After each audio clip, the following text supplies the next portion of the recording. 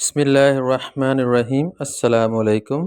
اللہ تعالیٰ کی ذکر کے فضائل و برکات۔ ثابت بنائی رحمۃ اللہ تعالیٰ علیہ نے ایک مرتبہ کہا کہ مجھے معلوم ہے میرا رب مجھے کس وقت یاد کرتا ہے۔ لوگ ان کی یہ بات سن کر خوف زدہ ہو گئے۔ کسی نے عرض کیا یہ بات آپ کس طرح جانتے ہیں؟ فرمایا میں اسے یاد کرتا ہوں وہ مجھے یاد کرتا ہے۔ جو لوگ مسجد میں بیٹھ کر اللہ تعالیٰ کا ذکر کرتے ہیں فرشتے انہیں گھیر لیتے ہیں، رحمت الہی ان کا احاطہ کر لیتی ہے اور اللہ تعالیٰ ان کا ملائکہ سے تذکرہ کرتے ہیں۔ جو لوگ جمع ہو کر محض رضا الہی کے لیے اللہ تعالیٰ کا ذکر کرتے ہیں تو آسمان سے ایک پکارنے والا انہیں یہ خوشخبری سناتا ہے کہ اٹھو تمہاری مغفرت ہو گئی ہے، تمہارے گناہ نیکیوں سے بدل دیے گئے ہیں۔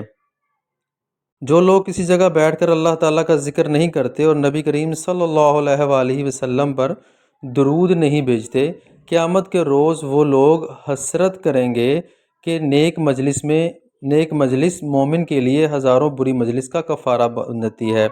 حضرت داؤد علیہ السلام نے اپنے رب کے حضور یہ دعا کی تھی کہ اے اللہ، اگر آپ مجھے ذکر کرنے والوں کی مجلس سے اٹھ کر غافل لوگوں کی مجلس میں جاتا دیکھیں تو میرا پاؤں توڑ ڈالیں، یہ بھی آپ کے عظیم احسانات میں سے ایک احسان ہوگا۔ حضرت ابو ہریرہ رضی اللہ تعالیٰ عنہ فرماتے ہیں کہ آسمان والوں کے لیے وہ گھر جن میں اللہ تعالیٰ کا ذکر کیا جائے اسی طرح چمکتے ہیں جس طرح زمین والوں کے لیے ستارے چمکتے ہیں۔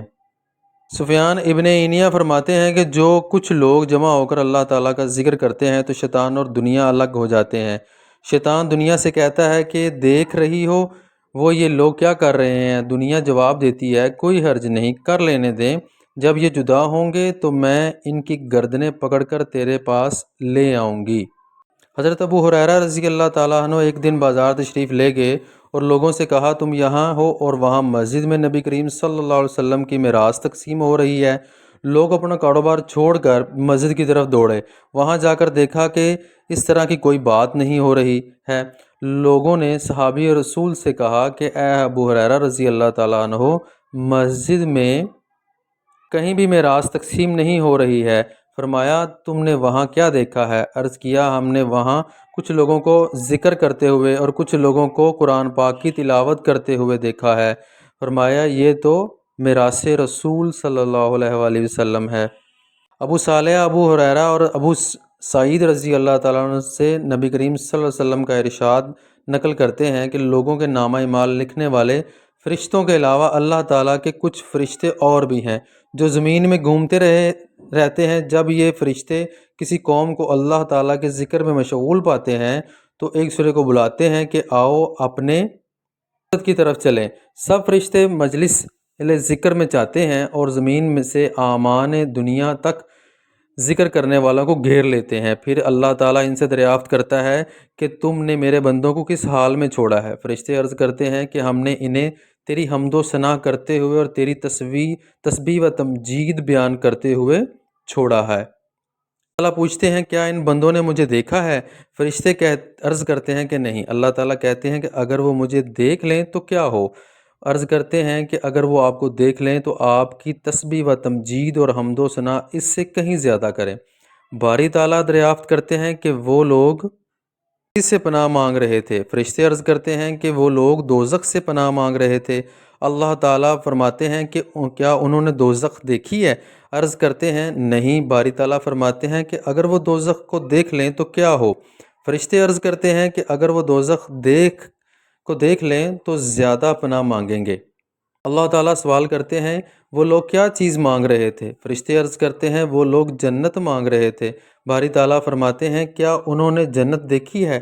عرض کیا جاتا ہے نہیں۔ سوال ہوتا ہے کہ اگر دیکھ لیں تو کیا ہو؟ عرض کرتے ہیں کہ اگر دیکھ لیں تو اپنی طلب میں شدت پیدا کریں گے۔ اس کے بعد اللہ تعالیٰ فرماتے ہیں کہ میں گواہ بنا کر ان کی مغفرت کا اعلان کرتا ہوں۔ فرشتے عرض کرتے ہیں کہ یا اللہ ان لوگوں میں فلاں شخص بھی تھا، اس کی نیت درست نہیں تھی۔ فرماتے ہیں کہ یہ وہ لوگ ہیں جن کا ہم نشین محروم نہیں رہتا۔ جو شخص ہر روز 100 مرتبہ لا الہ الا اللہ پڑھے اسے 10 غلام آزاد کرنے کا ثواب ملے گا، اس کے لیے 100 نیکیاں لکھی جائیں گی اور اس کے 100 گناہ معاف کیے جائیں گے، اور اس روز شام تک اسے شیطان کی پناہ حاصل رہے گی۔ اس شخص کے عمل سے کوئی افضل کسی کا عمل نہیں، ہاں اگر اس شخص کا عمل افضل ہے جس نے اس سے زیادہ پڑھا ہو۔ جو شخص اچھی طرح وضو کرے اور آسمان کی طرف نظر اٹھا کر کہے اشہد ان لا الہ الا اللہ وحدہ لا شریک لہ واشہد ان محمدا عبدہ ورسولہ، تو اس کے لیے جنت کے دروازے کھول دیے جائیں گے، جس دروازے سے چاہے اس میں داخل ہو۔ لا الہ الا اللہ والوں پر ان کی قبروں میں اور قبروں سے اٹھنے میں وحشت نہیں ہوتی، گویا میں ان لوگوں کو دیکھ رہا ہوں کہ وہ سور پھونکنے کے وقت اپنے سروں سے مٹی جھاڑ رہے ہیں اور کہہ رہے ہیں کہ اللہ کا شکر ہے کہ اس نے ہم سے غم دور کیا، بے شک ہمارا رب مغفرت کرنے والا ہے، قبول کرنے والا ہے۔ رسول کریم صلی اللہ علیہ وآلہ وسلم نے حضرت ابو ہریرہ رضی اللہ تعالیٰ عنہ سے فرمایا، اے ابو ہریرہ جو نیکی تم کرو گے قیامت کے روز اس کا وزن کیا جائے گا، البتہ کلمہ شہادت کا وزن نہیں ہوگا اور نہ یہ ترازو میں رکھا جائے گا، کیونکہ اگر کلمہ شہادت اس شخص کے پلڑے میں رکھ دیا جائے جس نے صدقے دل سے یہ کلمہ کہا ہو اور دوسرے پلڑے میں ساتوں آسمان اور زمین رکھ دیے جائیں تو لا الہ الا اللہ والا پلڑا بھاری رہے گا۔ اللہ تعالیٰ فرمائیں گے، اے ابن آدم اگر تو زمین کے برابر گناہ لے کر آتا اور مجھ سے اس حالت میں ملتا کہ تو میرے ساتھ شرک نہ کیا تو میں ان گناہوں کی مغفرت کر دیتا۔ جزاک اللہ خیرہ۔